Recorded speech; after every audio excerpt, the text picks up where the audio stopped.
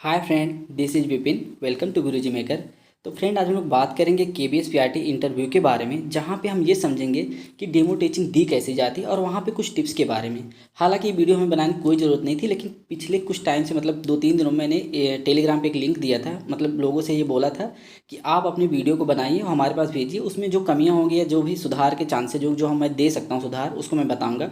तो बहुत लोगों ने बहुत अच्छी अच्छी वीडियो हमारे पास भेजे हैं। कई लोग दिए, एक दो ने कम से कम 10 से 15 वीडियो मेरे पास से मैं पढ़ी और सबका अच्छा था, बट कुछ कहीं ना कहीं कुछ कमियां थी, जिसको देख के हमें लगा कि एक वीडियो में अगर बना दो तो आप लोग को अच्छा गाइडेंस मिल जाएगा और चीज़ें और बेहतर हो पाएंगी। ठीक, तो उसी के बारे में आज हम बात करते हैं। तो सबसे पहले हम बात करें कि टीएलएम का, हम थोड़ा सा बात करेंगे टीएलएम का यूज़ कैसे करना है, और दूसरी चीज़ बात करेंगे डेमो टीचिंग, वाइट बोर्ड, इन सब का यूज़ कैसे करना है। ठीक, तो सबसे पहले अगर हम बात करें टीएलएम का, तो देखो टीचिंग लर्निंग मटेरियल टीएलएम का मतलब होता है, और इसका यूज आपको 100% करना है। अब इसका मतलब देखो, जो बहुत लोग आपसे ये कहेंगे कि वहाँ टीएलएम नहीं ले जाने देते हैं, बिल्कुल सही बात है, लेकिन टीएलएम ना एक स्मार्ट वे में आप ले जाइए। ऐसा टीएलएम आपका होना चाहिए कि आप ले भी जाएं, उनको कोई पता भी ना चले और उसका आप बेहतर यूज कर पाएँ। ठीक, सबसे पहली बात, अगर इसमें हम सबसे पहली बात करें कि कौन सा टीएलएम ले जाना बेहतर, सबसे इंपॉर्टेंट जो फ्लैश कार्ड। अब फ्लैश कार्ड सेल्फ मेड होना चाहिए, कहीं से आप खरीद के ना ले जाएं, क्योंकि उनको कोई भी चीज़ ऐसी अच्छी नहीं लगेगी जो कॉस्टली, जिस पे आपने पैसे खर्च किए हैं। ठीक, तो आप कम रिसोर्सेज, मतलब बहुत कम पैसे खर्च के एक बेहतर रिसोर्स अगर वहाँ पे आप दिखाएंगे तो उनको ज़्यादा इफेक्टिव लगेगा। और आप फ्लैश कार्ड का यूज़ जरूर करिए, किसी भी, चाहे आप नंबरिंग पढ़ा रहे हो, चाहे अल्फ़ाबेट सिखा रहे हो, चाहे कोई मैथ वगैरह बता रहे हो, चाहे पोएम बता रहे हो, तो आप फ्लैश कार्ड का यूज़ जरूर करिए। और फ्लैश कार्ड का यूज़ अपने पोएम के हिसाब से, अपनी स्टोरी के हिसाब से वहाँ पे चित्र बना के, मतलब अलग अलग तरह से कर सकते हैं, ना कि कोई मतलब सिर्फ अल्फ़ाबेट ही आप पढ़ा सकते हैं, नंबरिंग करवा सकते हैं। और अगर आपके पास मतलब फ्लैश कार्ड है तो उसको उसका यूज आप फ्रैक्शन में भी करवा सकते हैं, मतलब मैथ में तो हर एक टॉपिक में आप करा सकते हैं। और वह पोएम की या स्टोरी की, या आप हिंदी में कोई कविता कह रहे हैं तो वहाँ पे इसका अच्छे से यूज़ किया जा सकता है। आप फ्लैश कार्ड बनाना कैसे आपको हम बता दें। देखो, ये स्टिक नोट्स होता है, मार्केट में मिलती, बहुत सिंपल है, कॉस्ट है 20 रुपये में, बहुत ढेर सारा मिल जाता है। तो इसमें 5-6 कलर का रहता है। ठीक, तो आपको ये जरूर ले जाना, क्योंकि इसको आप अगर पॉकेट में भी रख लेंगे कोई दिक्कत नहीं। ठीक, भारी भरकम टीएलएम नहीं होना चाहिए, छोटा मोटा टीएलएम आप ले जा सकते हैं, कोई दिक्कत भी नहीं होगी। और इसको चाहेंगे तो आप फाइल में भी रख लेंगे, कोई ज़्यादा परेशानी की बात नहीं है। अब देखो इसका यूज कैसे करना है। पहली बात, अगर इसका आप यूज़ करना चाहेंगे तो बहुत, मैं बताया ना, हर जगह है, चाहे मैथ पढ़ा रहा हूँ चाहे जिसमें यूज़ कर सकते हैं। इसको आपको यहाँ से कुछ भी लिख के नहीं जाना है, इसका यूज वहाँ पे करना है। जैसे आपको मैथ, मतलब मैथ पढ़ाने के लिए बोल दें, तो आप उनसे बोलिए सर मुझे सिर्फ 2 मिनट चाहिए, मैं कुछ टीएलएम बनाना चाहूँ, तो दे देंगे, आपको अलाउ कर देंगे। और 2 या 10-15 सेकंड में आप फटाफट बनाइएगा, रैंडमली बनाइएगा, बहुत ज़्यादा अच्छा बनाने की कोशिश नहीं है।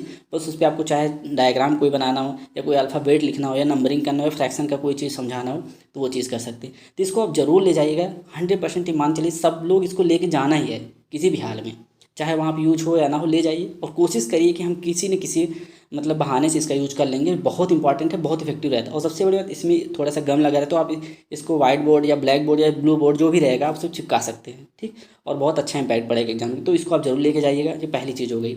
दूसरी चीज़, कलर्ड चौक। देखो, कलर्ड चौक ये नहीं कि बहुत सारा आप पैकेट लेके जाइए, लेकिन 5-6 कलर की या 3 से 4 कलर की आपके पास चौक रहनी चाहिए। आप उसको जेब में भी डाल सकते हैं, फाइल में भी रख सकते हैं आसानी से, कोई दिक्कत नहीं है। ठीक, जिप वाली जो फाइल है तो उसमें आप रख सकते हैं। तो आप जरूर लेके जाइए कि बहुत अच्छा इम्पैक्ट पड़ता है। मान लीजिए आप ब्लैक बोर्ड पे, या जो भी रहेगा वहाँ पे, ब्लैक बोर्ड या ग्रीन बोर्ड भी रहता है, तो वहाँ पे अगर आपको बनाना तो कलर्ड चीज़ें कई कलर में करते हैं तो बहुत इंटरेक्टिव होता है, बच्चे को बहुत पसंद आता है। और वहाँ पे भले आप इंटरव्यूअर के सामने करेंगे, बट उनको भी ये पसंद है कि अच्छा ये पहले से मतलब इतना मतलब चीज़ों को अच्छा करने की कोशिश कर, और इसको मतलब बहुत डेडिकेटेड है जॉब के लिए, उनको लगना चाहिए। ऐसे आप मुंह उठा के चले जाएंगे, बस सिर्फ देंगे और फटाक से चले आएंगे, तो उससे बेहतर है कि कुछ टीएलएम की यूज़ करें, और सिंपल सिंपल ऐसे टीएलएम जो आप आसानी से ले भी जा सकते हैं और बेहतर यूज हो जाएगा आपका। ठीक, तो कलर्ड चाक सबके पास होनी चाहिए, जितने भी अगर लोग ये देख रहे हैं उनके पास, सबके पास दो चीज़ तो पहला फ्लैश कार्ड, वो भी सेल्फ मेड होना चाहिए। चाहे आप स्टिक नोट का बना लीजिए, या कहीं आप और भी मतलब इजी वे में चाहते हैं तो कॉपी को बेहतर साइज में आप काट उठ के बना सकते हैं, चाहे उसको राउंड शेप में या सर्कल में, स्क्वायर में, या मतलब जिसमें आप बनाना चाहो उसमें बना सकते हैं। दो चीज़ हो गया। तीसरा चीज़, आपके पास A4 साइज का प्लेन पेपर होना चाहिए। प्लेन पेपर, देखो होता क्या, कभी कभी आपसे पूछ लिए कि पेरीमीटर और एरिया में डिफरेंस बताओ, या आप कैसे बच्चों को समझाओगे, तो A4 साइज़ पेपर है तो आप बहुत अच्छे से समझा सकते हो। सिंपल सी बात है, A4 साइज़ का जो किनारे का शेप होता है, मतलब जो ऐसे उनको दिखा भी सकते हो कि सर अगर किनारे किनारे पे हम इसके चल लें तो ये पेरीमीटर हो गया, और जितना पूरा इसका सरफेस है वो क्या है, एरिया, क्षेत्रफल हो गया, एरिया हो गया। तो बच्चे को ऐसी चीज़ें समझ में बहुत आएंगे, और एग्जामिनर जो इंटरव्यूअर है उनको भी बहुत अच्छा इंपैक्ट पड़ेगा आपकी इस आंसर से। ठीक, तो ये चीज़ आप जरूर ले जाना। चौथी चीज़, art and craft related thing. ये अगर जो कोई भी अपना हॉबी आर्ट एंड क्राफ्ट रखेंगे, तो इन तीनों चीज़ों को आप ले जा सकते हैं, क्योंकि उसको आपको दिखाना है कि हाँ इसका यूज आप टीचिंग में कैसे करोगे, तो ये चीज़ आप ज़रूर लेके जाइएगा। जैसे होता है कि आर्ट एंड क्राफ्ट में तो जैसे कागज़ से जहाज भी बनाया जा सकती है, कागज़ से मेढक बनाया जा सकता है। इन सब चीज़ों का यूज़ करके उनको दिखाएंगे ना तो बहुत अच्छा इम्पैक्ट पड़ता है।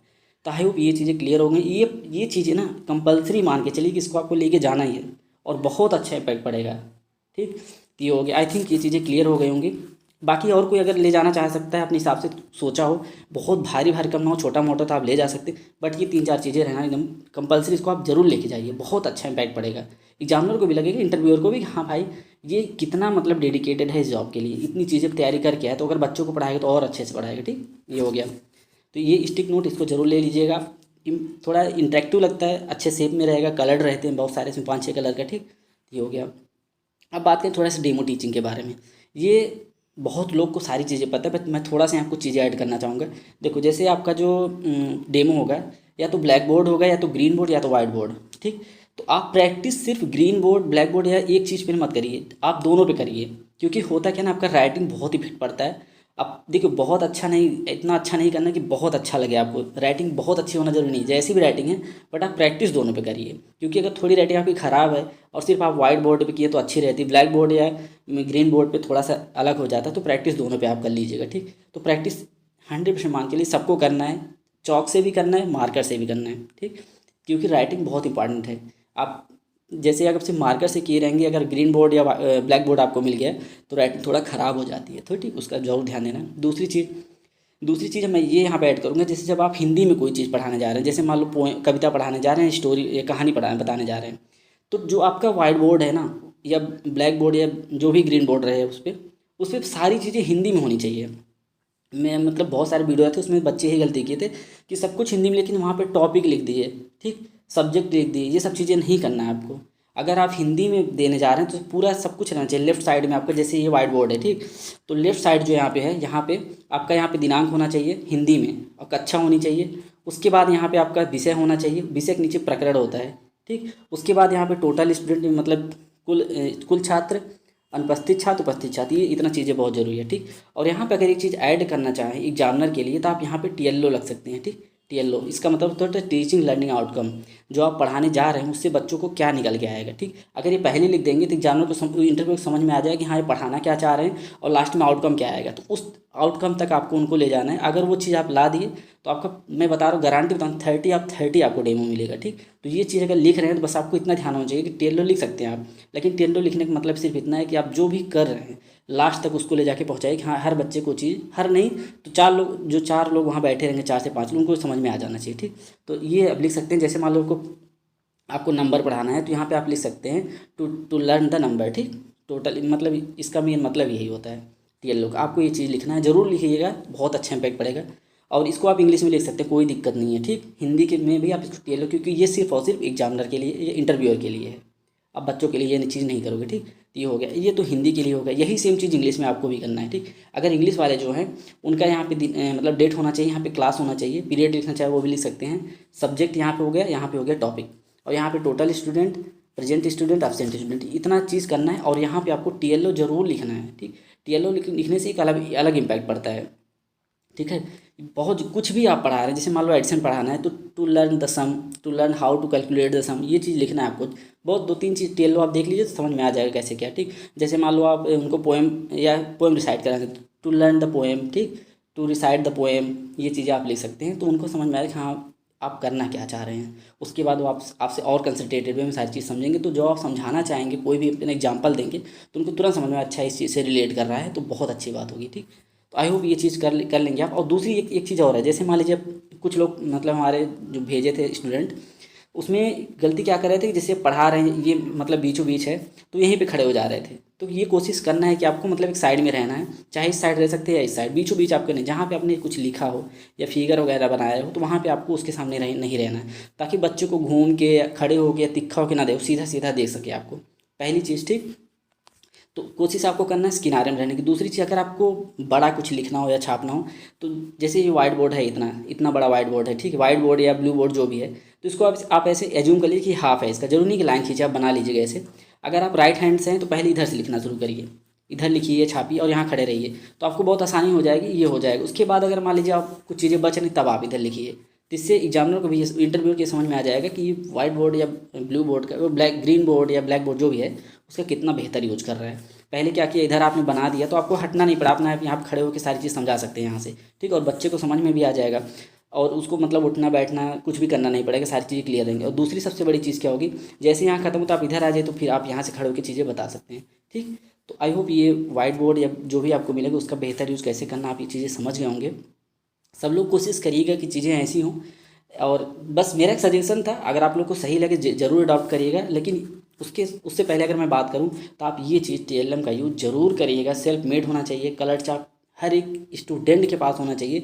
A4 साइज़ का पेपर कम से कम 2 से 3 आपके पास रहने चाहिए एटलीस्ट। और जो आर्ट एंड क्राफ्ट वाले हैं उनके पास इससे रिलेटेड कुछ छोटी चीज़, जैसे आप A4 साइज़ पेपर से भी कुछ आर्ट एंड क्राफ्ट बना सकते हैं। आपको जैसे पूछ ले आर्ट एंड क्राफ्ट हॉबी है तो आप बताइए कुछ बना के दिखाइए, तो फटाक से आप पेपर निकाल के कुछ ना कुछ वहाँ बनाओ। ये चीज़ सीख लो आप, अगर आर्ट एंड क्राफ्ट से हो तो आपको सीखना पड़ेगा। आपको जो भी वहाँ पे रिसोर्सेज पड़े हुए हैं उसका बेहतर यूज़ करना करके आपको उनको दिखाना पड़ेगा, तब बहुत ज़्यादा इंपैक्ट पड़ेगा। तो आई होप ये चीज़ें क्लियर हो गई होंगी। फिर भी किसी को कन्फ्यूजन हो तो कमेंट बॉक्स में से ज़रूर पूछिएगा। और कोई अपडेट के लिए हमारे टेलीग्राम पे आप जुड़ सकते हैं, डिस्क्रिप्शन में लिंक रहती है, वहाँ पे हमने सब कुछ NCERT वगैरह की बुक वगैरह सब कुछ दे रखी है। और 30 वीडियो की एक प्लेलिस्ट भी दी है इंटरव्यू के लेके, जहाँ पे बहुत हेल्पफुल वीडियो है। 8 से 10 मिनट में बहुत मैक्सिमम चीज़ों को मैं कवर किया हूँ, बहुत कम समय में। सीधी बात, नो बकवास, एकदम वाली पूरा कॉन्सेप्ट है। कुछ भी उसमें मैं एक्स्ट्रा टाइम आपका नहीं लूँगा, आप देखेंगे तो आपको खुद समझ में आ जाएगा। और फिर से भी अगर वीडियो अच्छी लगे तो प्लीज़ लाइक कर दिया करो यार, और चैनल को सब्सक्राइब कर दिया करो। बहुत मेहनत कर रहा हूँ आप लोग के लिए, ठीक। थैंक यू, जय हिंद।